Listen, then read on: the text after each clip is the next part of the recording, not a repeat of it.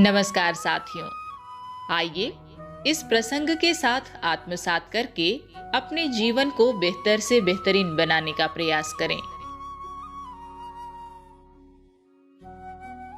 एक संत थे, बड़े ही सदाचारी और लोकसेवी। उनके जीवन का मुख्य लक्ष्य परोपकार करना था।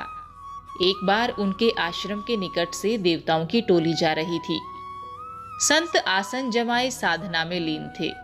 जब आंखें खोली तो देखा सामने देवतागण खड़े हैं। संत ने उनका अभिवादन कर उन सबको आसन दिया, उनकी खूब सेवा की।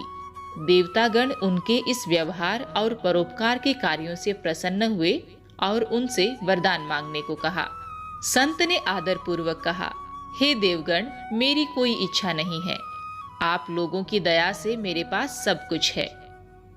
देवतागण बोले, आपको वरदान तो मांगना ही पड़ेगा, क्योंकि मेरा वचन किसी भी तरह से खाली नहीं जा सकता।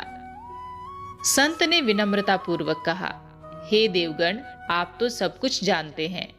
आप जो भी वरदान देंगे वही मुझे सहर्ष स्वीकार होगा। देवगण बोले, जाओ, तुम दूसरों की भलाई करो, तुम्हारे हाथों दूसरों का कल्याण हो। संत ने कहा, महाराज, यह तो बहुत ही कठिन कार्य है। देवतागण बोले, कठिन? इसमें क्या कठिन है? संत ने उत्तर दिया, मैंने आज तक किसी को भी दूसरा नहीं समझा, फिर मैं भला दूसरों का कल्याण कैसे कर सकूंगा। सभी देवतागण संत की यह बात सुनकर एक दूसरे का मुंह देखने लगे। उन्हें अब ज्ञात हो गया कि ये एक सच्चा संत है। देवों ने अपने वरदान को दोहराते हुए कहा, हे संत, अब आपकी छाया जिस पर पड़ेगी उसका कल्याण होगा। संत ने आदर के साथ कहा, हे देव, मुझ पर एक और कृपा करें। मेरी वजह से किस किस की भलाई हो रही है इसका पता मुझे कभी न चले, नहीं तो इससे उत्पन्न अहंकार मुझे पतन के मार्ग पर ले जाएगा। देवगण संत के इस वचन को सुनकर अभिभूत हो गए। परोपकार करने वाले संत के ऐसे ही विचार होते हैं। उन्होंने संत को आशीर्वाद दिया और अंतर्ध्यान हो गए।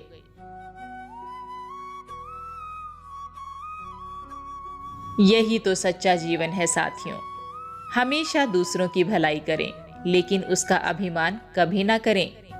अभिमान करने से हमेशा हमारा विनाश होता है और भलाई करने से हमारा खुद का भला।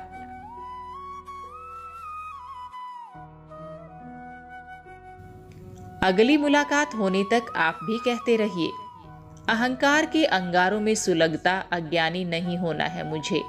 सबका हृदय शीतल करे, ऐसा पानी होना है मुझे।